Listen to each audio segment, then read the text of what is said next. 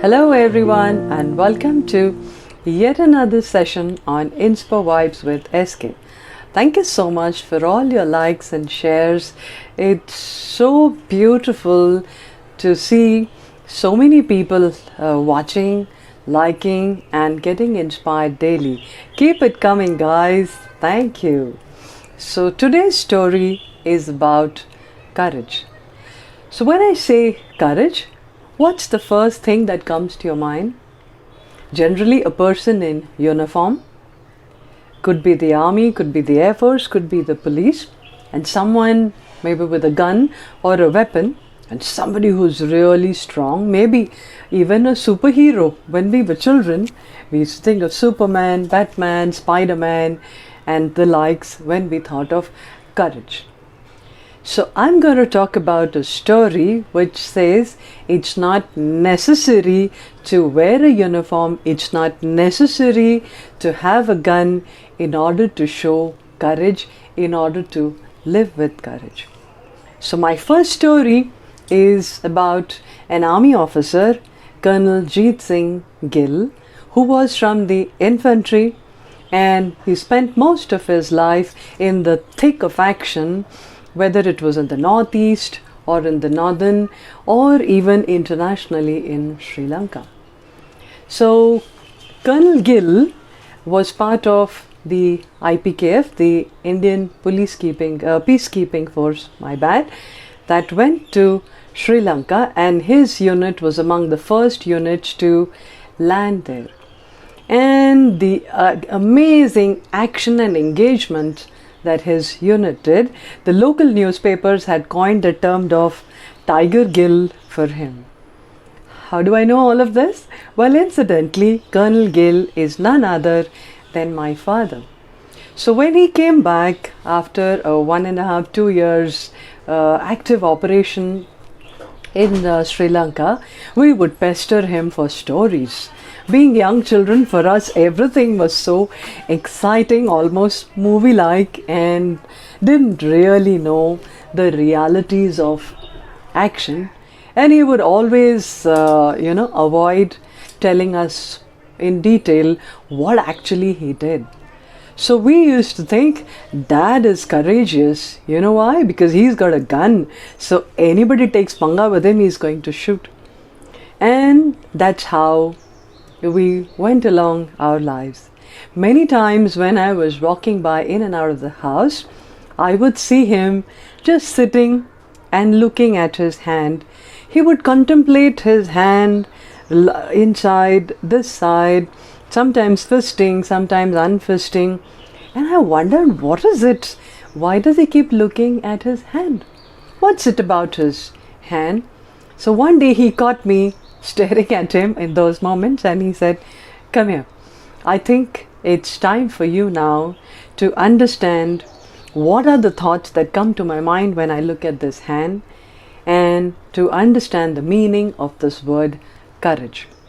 So he said, when I look at my hand, I think this is the same hand that would not think twice before pulling the trigger on a militant or anybody that was a threat to my country. This is the same hand that has signed so many movement orders and so many approvals for operations, patrolling, ambushes over the years, and sent so many people out into the field risking their lives. And beta, this is the same hand that caressed your gentle head and your cheek when you were born. So this same hand can be brutal to even kill someone, and it can be gentle to hold a newborn baby. So is it this hand that is the courage? No. What this hand needs to do, what kind of strength that gets pumped into this hand, is decided by the mind. It is the conviction, it is my beliefs, it is my commitment to the cause, it is my commitment to my nation, to my job, to my responsibilities. That's what brings forth the courage. in various situations and scenarios that I have gone through in my life so far. So, courage is not in your physical strength.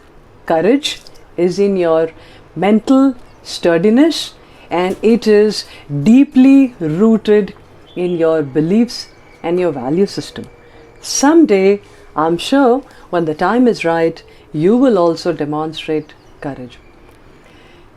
And I kind of, was overwhelmed with what he said, but I was still not very sure how a thought can make somebody so strong and courageous and live through 30 years of active army life and still be so tender and gentle. Believe me, my father has never raised his hand on any of us, and we are 4 siblings, by the way. He's never raised his hand, and yet we fear him out of respect. So one day, as I was in college, I was standing in line for buying railway tickets, and those times there was no app, there were no smartphones that you could buy things online. I don't think the computerized railway reservation system was also in place. It was totally manual.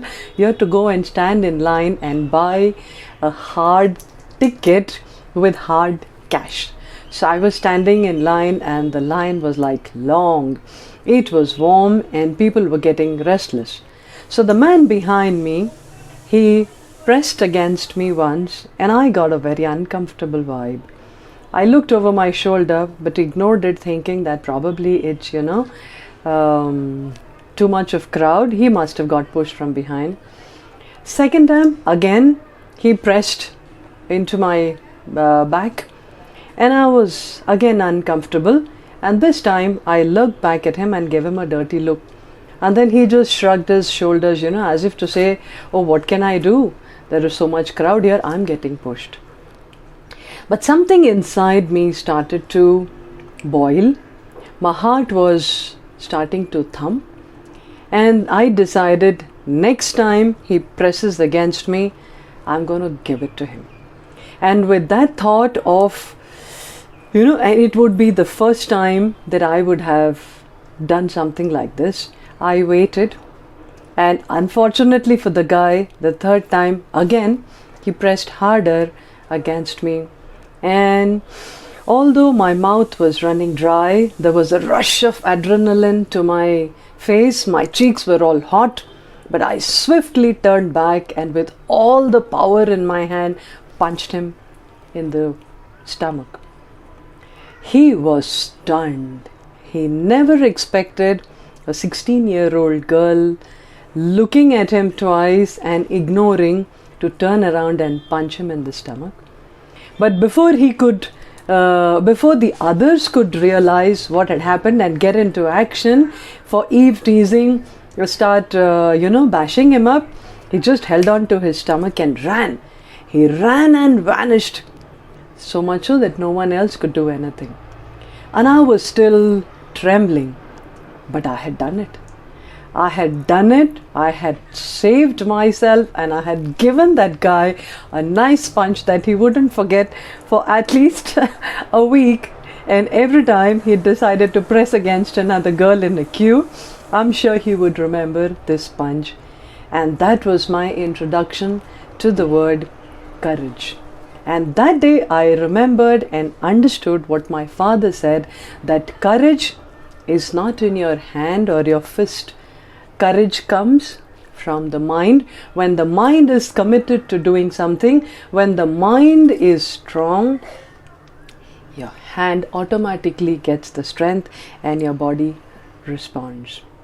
I grew up, got married, moved into a society, an apartment society, and one day, the middle of the night, we all heard one woman's screams, cries, and I woke up and I listened and I understood that probably it was a situation of domestic violence.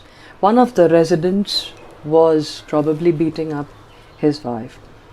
I woke up my husband and he said, oh, go off to sleep, it's somebody else's problem, we don't need to get involved. I said no.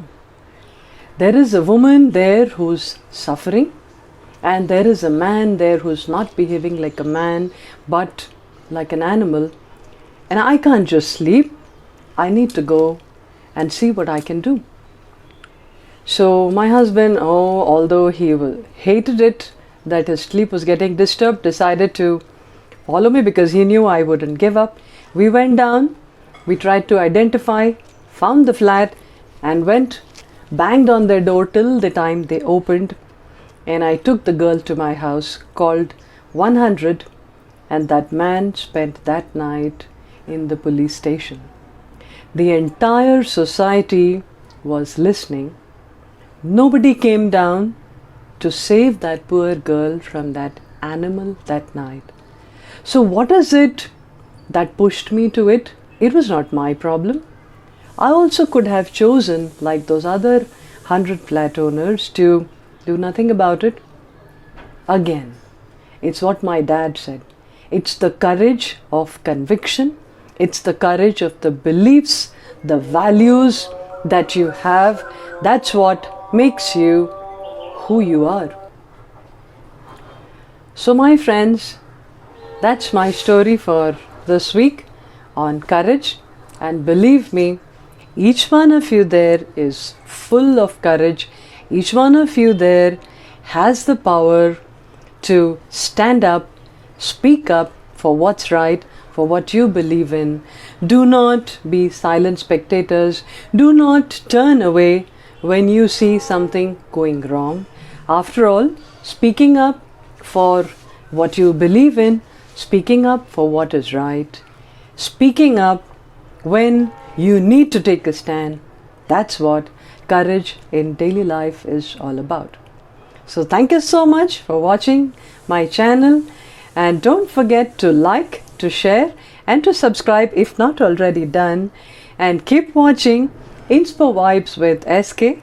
Take care, be safe, till we meet again next Wednesday with yet another story.